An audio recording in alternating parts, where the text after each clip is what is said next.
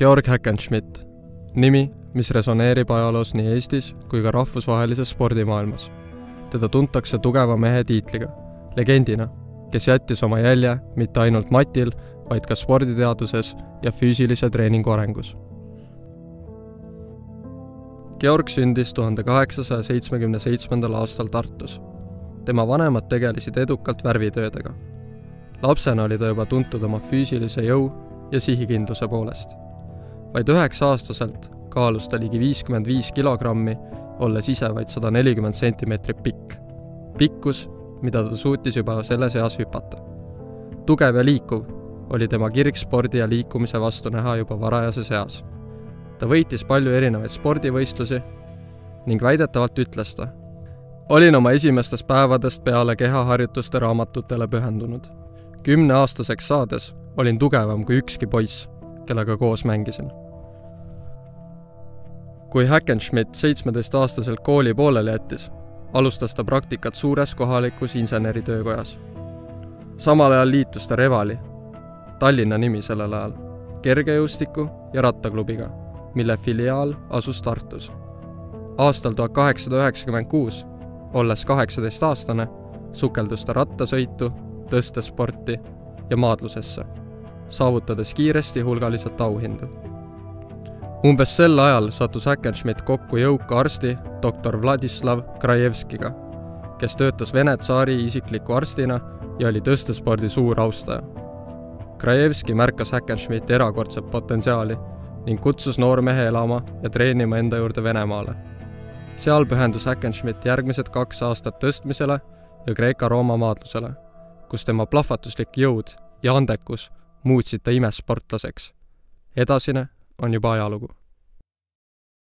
Hackenschmidt, tuntud ka kui Venemaa lõvi, paistis tõstespordis silma erakordse andekusega. Kuigi ta lõpetas võistluskarjääri noorelt, umbes 25-aastaselt, olid tema saavutused muljetavaldavad. Näiteks suutis ta teha jõutõmmet rinnale 163 kilogrammiga, õlapressi 129 kilogrammiga ja veel paljut. Võrdluseks võib tuua, et keskmine mees suudab rinnale jõutõmmet teha vaid 61 kilogrammiga ja õlapressi 57 kilogrammiga.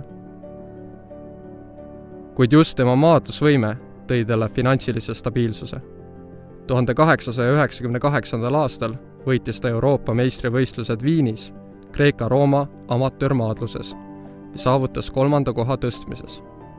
1900. aastal Venemaal võitis ta üleriigilise maadluse võistluse, mis kestis 40 päeva ning iga päev võistles ta 3-5 vastasega. Hackenschmidt, keda peetakse karukallistuse professionaalse maadluse versiooni loojaks, jäi võitmatuks enam kui 3000 maadlusmatšis. Ta oli üks esimesi rahvusvaheliselt tunnustatud raskekaalu maailmameistreid pärast 1905. aasta võitu Ameerika raskekaalumeistri Tom Jenkinsi üle. Ta hoidis tiitlit ja püsis võitmatuna kuni 1908. aastani. 1911. aastal tegi Hackenschmidt 30 000 pealtvaataja ees, mis oli ajaloo suurim ja tulutoovaim maadlusmatš oma karjääri viimase võistluse. Georg Hackenschmidti treeningmetoodika ja filosoofia on inspireerinud sportlasi ja terviseteadlikke inimesi läbi aastate. Tema lähenemine ei piirdunud pelgalt jõutreeningu tehnikate õpetamisega, vaid hõlmas sügavat mõtlemist keha ja vaimu tasakaalu üle. Hackenschmidt uskus, et regulaarne, hästi struktureeritud treening on tervise säilitamise aluseks. Ta soovitas treeningut sooritada samal ajal iga päev, piirates selle kestust umbes 30 minutiga, ilma ühegi puhkuseta, et trenn oleks intensiivne ja keskendunud. Oluline oli arendada kogu keha, mitte keskenduda vaid ühele lihasgrupile. Ta oli veendunud, et tõeline tugevus tekib vaid järjepidevusest ja rutiinist ning uskus, et füüsilised harjutused, mis keskenduvad kogu keha arengule, loovad ka vaimseks tugevuseks aluse. Lisaks füüsilistele harjutustele rõhutas Hackenschmidt ka mõttemustrite ja hoiakute tähtsust treenimise käigus. Tema arvates olid halvad harjumused ja negatiivsed mõtted peamisteks takistusteks nii füüsilise kui vaimse jõu kasvatamisel. Ta õpetas oma järgijaid hoiduma stimulantidest nagu tubakas ja kofeiin ning vältima liialdamist toitumises ja alkoholi tarbimises. Hackenschmidt oli ise täiskarsklane ega suitsetanud ning pidas väga distsiplineeritud dieeti. Nimelt oli ta toortoitluse pooldaja, ehk suurem osa tema toidulauast moodustas kuum töötlemata toit. Georg oli väga vastu igasugustele töödeldud lihadele ning kuum töödeldud toitudele ja käskis hoiduda rafineeritud suhkrutest. Hackenschmidti filosoofia nurgakiviks oli veendumus, et inimene peab õppima oma keha kuulama ja vastavalt sellele tegutsema. Ta pidas oluliseks, et inimesed ei toetuks üksnes välistele õpetustele ja treeneritele, vaid arendaksid eneseteadlikkust ning laseksid oma kehal end juhtida. Tema sõnul on igal inimesel unikaalsed füüsilised ja vaimsed vajadused, millega tuleb treeningute kavandamisel arvestada. Georg Hackenschmidt jäi erakordselt heasse füüsilisse vormi kuni oma elu lõpuni. Isegi küpses eas, 47-aastaselt, tõestas ta oma jõudu Viinis, kus rebis 60 kilogrammi nii vasaku kui parema käega ja surus puhtalt 80 kilogrammi. 1938. aastal avaldas ajakiri Välis-Eesti, et Hackenschmidt suutis endiselt üle söögilaua hüpata ja suuri raskusi tõsta, näidates, et tema füüsilised võimed ei raugenud ka aastate lisandudes. Hackenschmidti vastupidavust ja füüsilist võimekust tunnustati ka rahvusvaheliselt, kui ta 1958. aastal viibis USA-s aukülalisena USA ja NSV Liidu tõstmise ja maadluse maavõistlusel. Kuigi ta oli selleks ajaks juba 80-aastane, hinnati tema välimust oluliselt nooremaks, öeldes, et ilma kiilas päitsuseta võiks ta paista isegi umbes 55-aastane.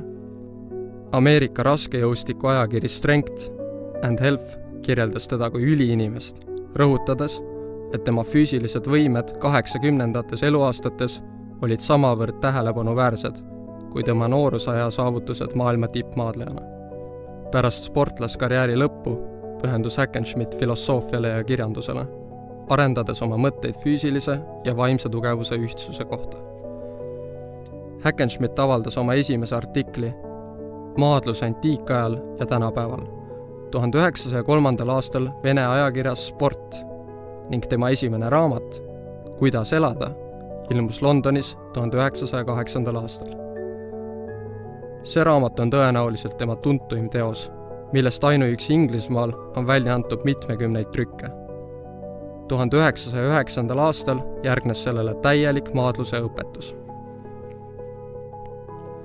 Hiljem keskendus Hackenschmidt kirjandusele ja filosoofiale, avaldades 1932. aastast alates mitmeid raamatuid, nagu näiteks Peaaju tagandamine troonilt, Inimene ja kosmiline antagonism mõistuse ja vaimu suhtes, Enese parandamine ja palju muud. Tema panus filosoofiasse on hinnatud nii inglise kui ka saksa ajakirjanduses, kus on arvatud, et filosoof Hackenschmidti kuulsust võib võrrelda tema saavutustega spordimaailmas. Hackenschmidt uskus, et inimese tugevus peab tulema ühtaegu nii kehast kui ka vaimust, ning seetõttu oli tema treeningfilosoofia terviklik.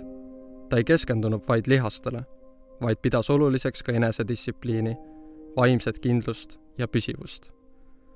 Tema raamat The Way to Live on läbi aegade olnud inspiratsiooniallikaks sportlastele ja treeneritele, pakkudes ajatut tarkust ja praktilisi treeningnõuandeid, mis on aktuaalsed ka tänapäeval. Hackenschmidt uuendas jõutreeningut mitmete harjutuste ja tehnikatega, mida kasutatakse tänase päevani, nagu näiteks hack squat ja bench press. Tema mõju on näha nii jõusaalides kui ka võistlusareenidel, kus tema nime ja meetodeid tuntakse üle kogu maailma.